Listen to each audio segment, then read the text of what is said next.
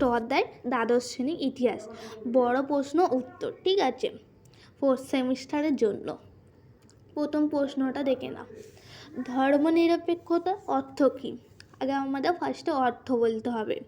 ভারতীয় প্রেক্ষিতে ব্যাখ্যা করো। আমরা অর্থ বলবো আর ব্যাখ্যা করব। ফার্স্টে দেখো, উত্তর দিয়ে আমি লিখেছি, ধর্মনিরপেক্ষতা বলতে রাষ্ট্রের পক্ষ থেকে সব ধর্মের প্রতি সমান আচরণ বোঝায়। রাষ্ট্র কোনো ধর্মকে বিশেষ মর্যাদা দেয় না এবং ব্যক্তিকে নিজের ধর্ম পালনের স্বাধীনতা দেয়। 1976 সালে 42তম সংশোধনের মাধ্যমে সংবিধানের প্রস্তাবনা শব্দটি সংযোগ করা হয়।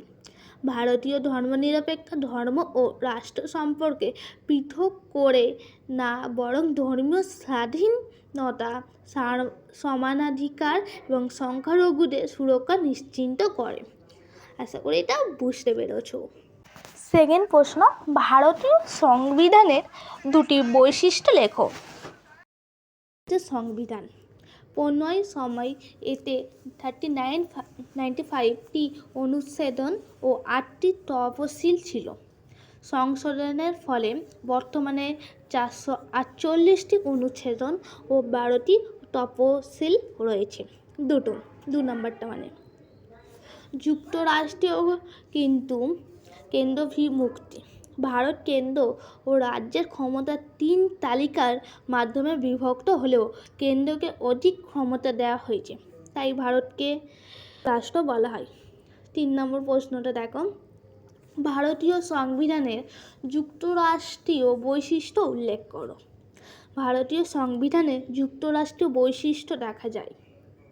কেন্দ্র রাজ্য ক্ষমতা বন্টন, ঠিক আছে, লিখিত ও দুষ্পরিবর্তনীয় সংবিধান, স্বাধীন বিচার ব্যবস্থা, দ্বিকক্ষ বৈশিষ্ট্য সংসদ, তবে জরুরি অবস্থায় কেন্দ্রের ক্ষমতা বাড়ে, তাই ভারত বলা হয়। 4 নম্বরটা, গণপরিষদ কীভাবে গঠিত হয়েছিল? তো দেখতে পাচ্ছ 1946 সালে সরকার প্রেরিত মন্ত্রী মিশন এর পরিকল্পনা অনুযায়ী গণপরিষদ গঠন হয়। কি আছে দেখতে পাচ্ছ, প্রতি 10 লক্ষে 1 প্রতিনিধি, মোট সদস্য ছিল 389 জন। ঠিক আছে, সাধারণ মুসলিম শিখ সম্প্রদায় ভিত্তিতে আসন্ন বন্টন। ঠিক আছে, তারপরটা দেখো, প্রাদেশিক আইনসভার সদস্য প্রতিনিধিদের নির্বাচন করেন। সংবিধান রচনার কাজ শুরু হয় 9 ডিসেম্বর 1946। 5 নম্বরটা, 26শে জানুয়ারি 1950 গুরুত্ব ব্যাখ্যা করো। 1950 সালে 26শে জানুয়ারি ভারতীয় সংবিধানের কার্যকর হয় এবং ভারত গণতান্ত্রিক স্বাধীনতা রিপাবলিক হয়। এদিকে সাধারণত দিবস হিসাবে পালন করা হয়। 1930 সালে কংগ্রেস প্রথম 26 জানুয়ারি পূর্ণ স্বাধীনতা দিবস হিসাবে পালন করেছিল, সেই কারণে এই দিনটি বেছে নেওয়া হয়। ভারতের সংবিধানে প্রস্তাবনার গুরুত্ব লেখো। উত্তর, প্রস্তাবনা সংবিধানে দার্শনিক ভূমিকা ব্যাখ্যা করে। এতে ভারতের মূল আদর্শ উল্লেখ, সার্বভৌম সমাজতান্ত্রিক, ধর্মনিরপেক্ষ, গণতান্ত্রিক, সাধারণতন্ত্র। এছাড়াও ন্যায়, স্বাধীনতা, সমতা ও ভ্রাতৃত্বের প্রতিশ্রুতি দেওয়া হয়েছে, তাই একে সংবিধানের মুখবন্ধ আত্মা বিবেক বলা হয়। মন্ত্রী মিশনের প্রধান সুপারিশ উল্লেখ করো। উত্তর দেখো, সংবিধানের রচনার জন্য গণপরিষদ গঠন, কেন্দ্র প্রবেশ ও রাজ্যসমূহের ক্ষমতা বন্টন, দেশের বিভক্তি রোধ, সম্প্রদায় অনুযায়ী প্রতিনিধিত্ব, দেশের ও রাজ্যগুলোকে গণপরিষদের প্রতিনিধিত্বের সুযোগ। 8টা, ভারতীয় সংবিধানে কেন ক্রস ফেডারেল বলা হয়? ভারত কেন্দ্র রাজ্যের ক্ষমতা বিভক্ত হলে অবস্থায় কেন্দ্র অধিক ক্ষমতা পায়। রাজ্যের পৃথক সংবিধান নেই, নাগরিকত্ব একক, কেন্দ্রীয় রাজ্যের হস্তক্ষেপ করতে পারে, তাই ভারত পুরোপুরি যুক্তরাষ্ট্রীয় নয়, বরং আধা যুক্তরাষ্ট্রীয়।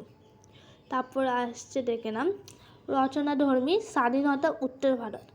দ্বাদশ শ্রেণীর ইতিহাস। বড় প্রশ্ন উত্তর। ধর্মনিরপেক্ষতা আদর্শ না বলতে কি বোঝো? উত্তর দিয়ে লিখে দিয়েছি, দেখে নাও। এটা বড় আছে তাই আমি আর বলছি না, স্ক্রল করে করে যাচ্ছি, তুমি জাস্ট একবার পজ করে দেখে নেবে। আশা করি এটা বুঝতে পারবে।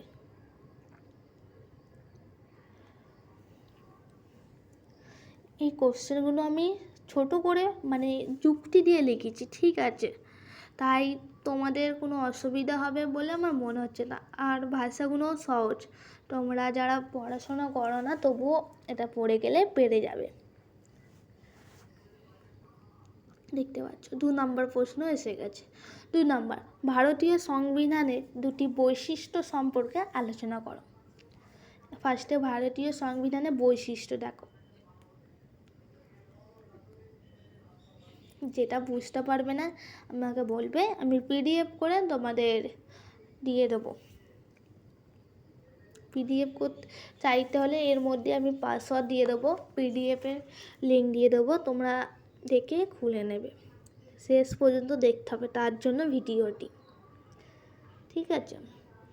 তারপর আসছে ভারতীয় সংবিধানের বৈশিষ্ট্য হিসাবে যুক্তরাষ্ট্রীয় ব্যবস্থা কিভাবে পরিলক্ষিত হয়?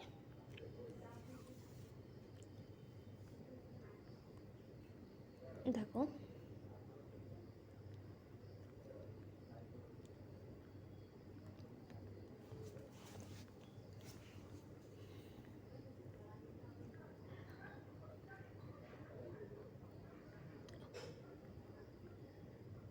তারপর ভারতের গণপরিষদের গঠন আলোচনা করো, অথবা গণপরিষদের কিভাবে গঠিত হয়েছিল।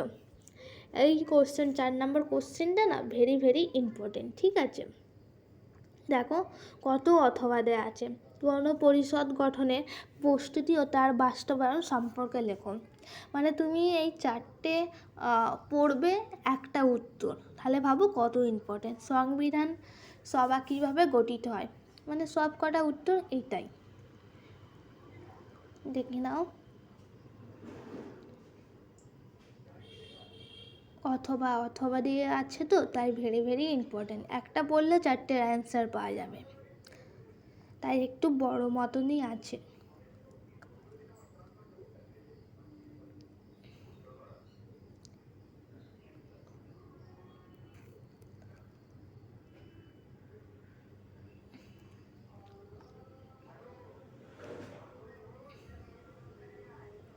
তারপর 5 নাম্বারটা, গণপরিষদের উল্লেখযোগ্য সদস্য কারা ছিলেন? গণপরিষদের প্রথম অস্থায়ী ও স্থায়ী সভাপতির নাম কি? দেখে নাও। তারপর 6টা, ভারতের ইতিহাসে 1950 খ্রিস্টাব্দে 26শে জানুয়ারি গুরুত্ব কী?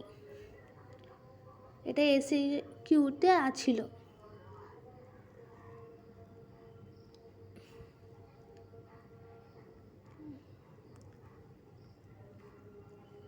তারপর 7টিকা লেখো। ভারতীয় সংবিধানের প্রস্তাবনা অথবা ভারতীয় সংবিধানের প্রস্তাবনাটি ব্যাখ্যা করো। দেখো,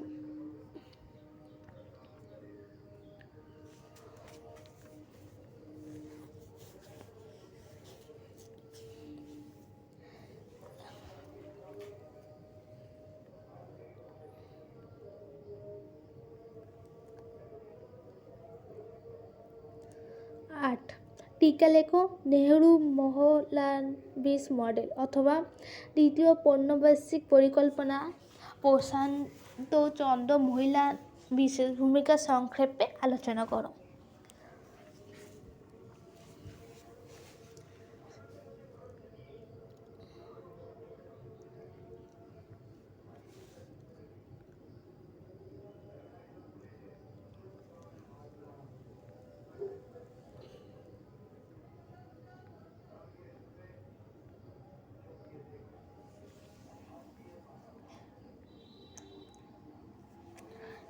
দেখো এই 9 দাগের কোশ্চেনটা দেখতে পাচ্ছ, এটা না ভেরি ভেরি ইম্পর্টেন্ট, ঠিক আছে?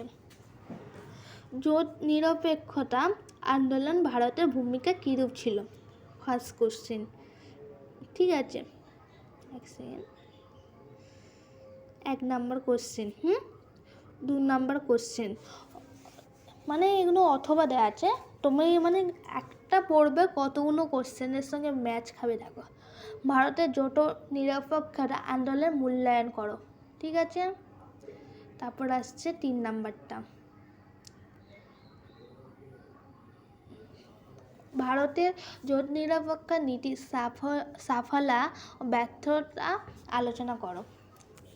মানে একটা পড়বে তুমি 3টে পাবে, তাহলে 1:3। উত্তরগুলো দেখো। সাফল্য, এগুলো সাফল্য কেন সাফল্য হয়েছিল, সাফল্যর পয়েন্টগুলো দেখছো, বেশি বড় না, দেখো 3-4-5 লাইন হবে। ব্যর্থতা দেখো, ব্যর্থতাটা সামান্য বড়, তাও বা বেশি বড় নয়, পড়লে তোমরা বানিয়ে লিখতেও পারবে। তারপর 10 নাম্বারটা দেখো, বিশ্ব শান্তি রক্ষার প্রচেষ্টা জোট নিরপেক্ষ আন্দোলন অবদান মূল্যায়ন করো, অথবা জোট নিরপেক্ষ নির্জোট আন্দোলন মূল্যায়ন করো। উত্তরটা দেখো। এগুলো না ভেরি ভেরি ইম্পর্টেন্ট, আমি বলছি, এগুলো পরীক্ষা আর কম মাস আছে, 3-4 মাসের মতন আছে, এগুলো পড়ে যাও। ওই জন্য আমি লাস্ট চ্যাপ্টার থেকে শুরু করেছি, কারণ ফার্স্ট চ্যাপ্টারে অনেক বড় বড় ইউটিউবাররা দেবে, তাই কমন পাবেই, এখান থেকে আমি কথা দিতে পারি, কমন পাবেই, জাস্ট তোমাকে একটু পড়তে হবে। এই যা মূল্যায়ন। তারপরে 11টা, অর্থনৈতিক উদারীকরণ বলতে কি বোঝো, এর বৈশিষ্ট্যগুলি সম্পর্কে আলোচনা করো, অথবা 1990-এর দশকের অর্থনৈতিক সংস্কার বলতে কি বোঝো। দেখো,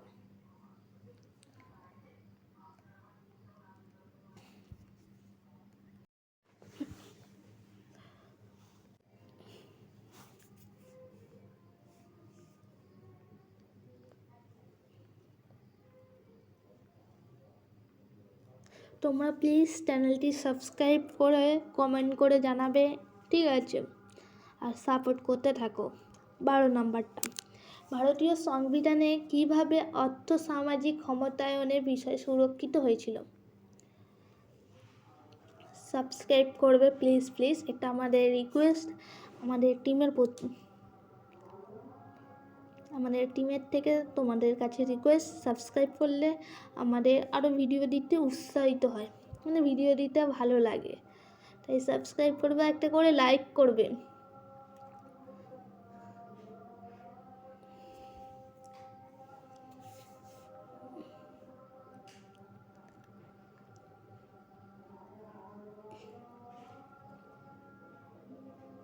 তারপর আসছে আমরা 13টা, ভারতীয় সংবিধানে কিভাবে নারী অধিকার বিষয়টি সুরক্ষিত করা হয়েছিল। জাস্ট আমি কোশ্চেনগুলো বলছি, উত্তর বলছি না, কারণ উত্তরগুলো না অনেক বড় বড়, তো তাই আর বলছি না। তোমরা একটু আমি স্ক্রল করে যাচ্ছি, তোমরা স্পষ্ট করে দেখে নেবে, ঠিক আছে। ভিডিওটা ভালো লাগলে প্লিজ লাইক করে দেবে, লাইক করলে আমরা একটু ভিডিও বানাতে উৎসাহিত হই। আর সাবস্ক্রাইব করতে তো ভুলবে না, সাবস্ক্রাইব করলে তোমরা এরকমই সাজেশান, নতুন নতুন ভিডিও পাবে।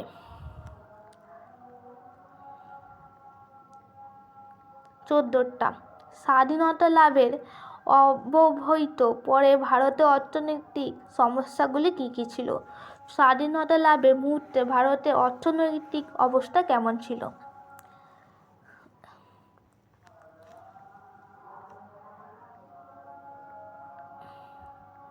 2 নম্বর পয়েন্ট, দরিদ্র সমস্যা, তোমরা বানিয়ে লিখতে পারবে। দ্রব্যমূল্যের বৃদ্ধি। এই পর্যন্ত রইল, ভালো লাগলে তোমরা কি করবে, লাইক করবে, কমেন্ট কেমন হয়েছে, আর একটা প্লিজ প্লিজ প্লিজ সাবস্ক্রাইব করে দেবে। টাটা, বাই বাই, নেক্সট ভিডিওয় দেখা হবে।